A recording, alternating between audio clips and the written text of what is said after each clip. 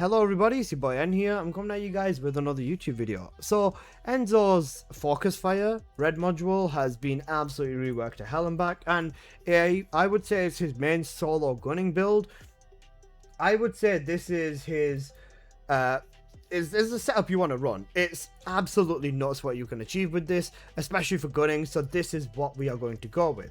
So I start off with mid-air maneuvering because I like to use movement to basically max out everything that I do inside of this game in terms of movement, of course. So yeah, there's that. Next up, we've got Focus Fire, of course, is going to be our red mod. Now, if we look at our abilities, there's going to be two things we primarily take advantage of. Number one is going to be the passive ability of Enzo. With this, as you can see, the passive ability requires you to have prep effects shooting some weapons, and then you can get yourself a 30% crit rate increase. This is absolutely huge. You don't need crit rate, you need crit damage. Then along with abilities, you can see here cooldown, so we need some cooldown, and because of this passive as well, we're going to need some duration. So that's pretty much all that we are actually going to need. So with Enzo, let's start off with cooldown. With cooldown, all you are going to basically need is MP conversion and nimble fingers, and then you can also use the focus on modules. I would recommend them. You don't actually fully need the focus on modules, but I still think it's not too bad because you can keep them on for your DPS. So that's the way we're going to go about it. Also, we should be using focus on singular, not focus on dimension, because all of his abilities become singular with this setup.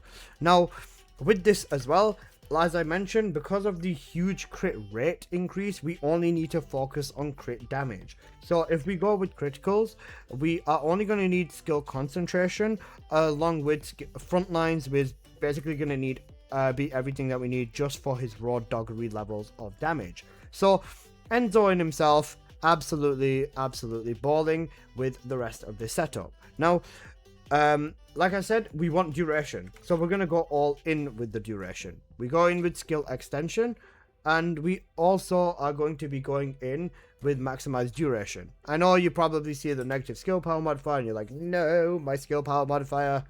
Well, cool, because we're about to double it. So we're going to go in this time with maximize conservation as well for some skill cost. Now, this last slot is kind of a free slot.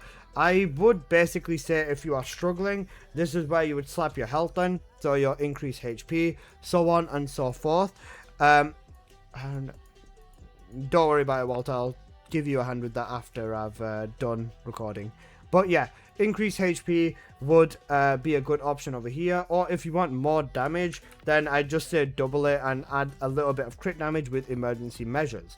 So that's what we are going to go with, at least with this setup. So next up, let's have a look at the trigger mod. Now, with Enzo, you are kind of going to be ability spamming, but we are also going to be gunning very hard. So I would suggest tactical acceleration still as his main trigger mod. You can use tactical strike if you want his second ability to do more DPS, but honestly, I think with this Descendant, it's just significantly easier if you go in with the whole if you just go in with the whole gunning setup, because that's going to be the primary thing, despite this being called a skill build. So that's the Enzo build. So let's have a look at what's next. Next up, we have the reactor. But before we do that real quick, let's talk about the weapons. Now, with weapons, as you saw earlier, we do have a loop in terms of Enzo's weapons, and so we do need to run three different types of weapons. Number one, Thunder Cage. I want to use this because it's being buffed and it's a lot of fun. Number two, Malevolent. I'll also grab this weapon, and you can mix and match elements as well, so maybe let's go with the Fire Malevolent in this instance. Then for the final weapon, it's going to be the Restored Relic. The relic has to be a fire relic. This is a non-negotiable.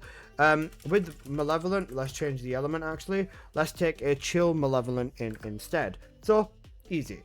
Next up, the actual reactor. For this, you would want either duration up or cooldown and crit damage. this would be very nice. I would go with the cooldown on here just because it's a little bit easier, or just a little bit nicer personally, I would say. So non-attribute singular for your DPS, and then cooldown / duration up or crit damage is going to be what you would want over here as well. So let's go with that. Next up, external components. Now, external components have got their own variation of kind of what you would want to do. The two non-negotiables would be 2 pieces of Shell Crusher. So with Shell Crusher, we're going to go with 2 pieces of these bad boys over here. And then the other 2 parts are kind of optional. You could go with Mage if you want to do more DPS with your second ability or your skills. You can also use Ascending if you just want your skill cost to be a little bit lower, which again means you don't have to worry about MP as much. So that's another good option as well. I'm going to go with 2 pieces of Ascending in this specific instance. For the actual substats on here, it's max HP, MP recovery out of combat, max MP, MP recovery in combat, MP recovery modifier or defense and or electric resistance, max shield recovery modifier or max shield and toxic resistance is going to be another option over here. Next up, you'd have the cause on here, and with this you will have max HP as a essential and defense also as an essential. So that's what I'm going to recommend over here for you guys. Next up, let's have a look at the Arche tuning tree. Now with the tuning tree, you've got a pretty interesting situation over here. You can kind of take the tree 2 ways. Way number 1 with the tree would be this way over here, where we grab more damage with the skills on the actual abilities. So over here, you go down and across, and you can go for skill power, and then you can go up for skill cooldown, and then defense neutralization. With the turret on the 4th ability constantly being active, this would basically give you the DPS for your turret that you're kind of looking for. Now, your second option is going to be this tree over here. I think this tree is a little bit better because duration is needed more. Crit damage is a nice touch. You still get your cooldown and you get way more damage on the relic, which is the main thing that I would care about, especially with this setup. So that's what's going to be with that. Next up, let's have an actual look at these weapons in depth. For the cores and substats on the Thunder Cage, this is what I've got along with this. Now the biggest and most important part is do not use Firing Fiesta or use Payout or anything. The way that Enzo's passive works is you cannot keep using the infinite ammo things. You have to shoot the actual bullets out of your mag and then they will be more worth it. So that's going to be the main thing with your weapons. As for the Malevolent, same story, triple fire rate, multi-hit, just the chance to proc more of the cogs, and then just the same here. Again, with this, make sure you do not use Payout, replace it with something else, whether it's Veil Analyzer, or whether it's Elemental Circulation or Elemental Conductor.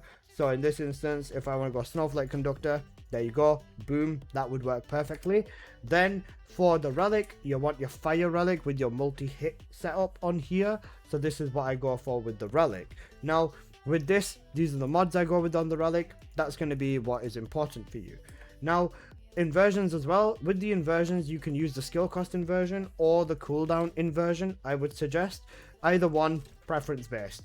Next up, weak point. This is the non-negotiable one because this is the most important one specifically. So we are going to go in with this. Last one is going to be the health inversion. So this one is going to help you quite a little bit over here. Now, let's have a look at the Ancestor mod. The Ancestor mod is going to be another really big part of what goes on over here. So the Ancestor is going to be something that you guys are going to want to pay attention to. With the Ancestor mod for this build, you'd replace this over here, and ideal stats for the Ancestor is just going to be boosting the daylights out of your passive. You can see here I have 54 seconds on my passive, which is very, very good. But if I want to optimize this build and make it even better, you are going to want to go with duration up. Duration up on here is going to be the best thing. Alberto Barbarossa, thank you so much for the sub on YouTube, bro. Appreciate you, brother. Thank you. So, duration up. So this is going to give your passive a big boost from 54 seconds to 71 seconds. yeah, that's quite nice.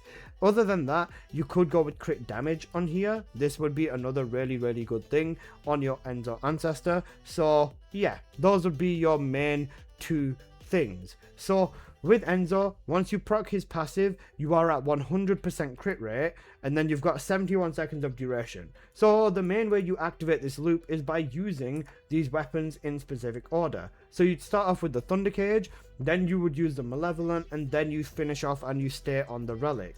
The main thing that you do again is you got to make sure with the general rounds you shoot 56 shots. With the impact rounds, which is a Malevolent, you shoot 14 shots, and then with the Relic you shoot 12 shots. Sometimes it takes a second, but then you get into the gameplay and you're basically balling. So let me just show you the gameplay for this. I won't show the entire run because it is a 6-minute run and it's a little bit long, but it's fairly easy and you'll understand the concept of it fairly fast. So with this is how I start off. I start off with the bike over here, and with breach tracking the tile sets do vary the speed. I start off and it's activated tactical acceleration. I make sure I shoot 2 or 3 mags of the Thunder Cage, then I make sure to shoot 2 or 3 mags of the Malevolent, even though that's insanely overkill, and then I just stay on the Relic. Once tactical acceleration ends, I want to make sure I activate my third ability and my first ability for the maximum damage output, and then we just keep spamming our second ability whenever we need to reload. Second ability works like Serena's third ability with the dash, and you can just slap it and throw it up and down and everything, and you can easily just, you know, do your DPS with this over here. My food has just arrived. I'm gonna tell someone to go answer the door. My food is here. But basically, the main thing with Enzo, yo, Locker, thank you for the sub on Twitch, bro. Thank you so much. Okay, that is, thanks, my God, bro, I appreciate you.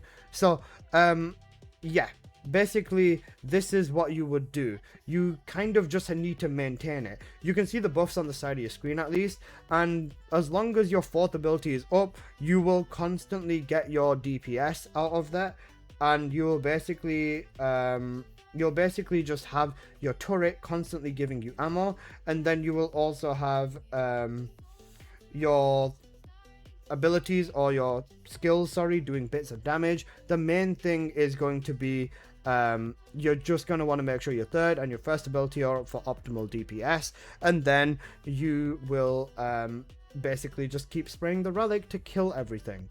That's essentially the Enzo gameplay loop. It's not really that difficult once you wrap your head around it. In some missions, like in this one, for example, I wasn't using an Ancestor mod and I only had 2.5 or 3,500 health. So for me, I was playing on veteran mode basically.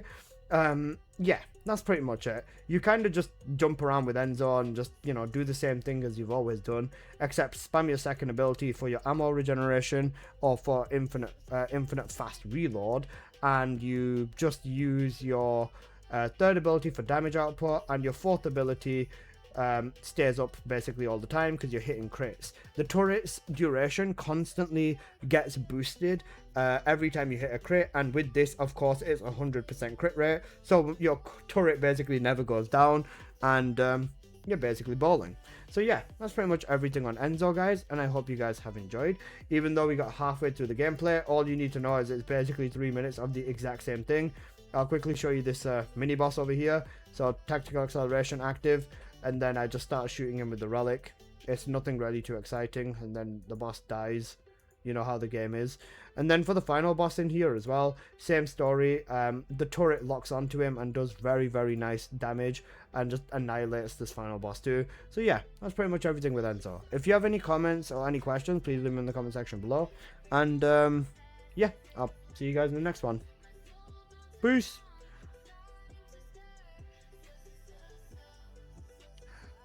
There you go, if you want to see the final results. Tile set dependent, but yeah, I'll see you guys in a bit. Peace!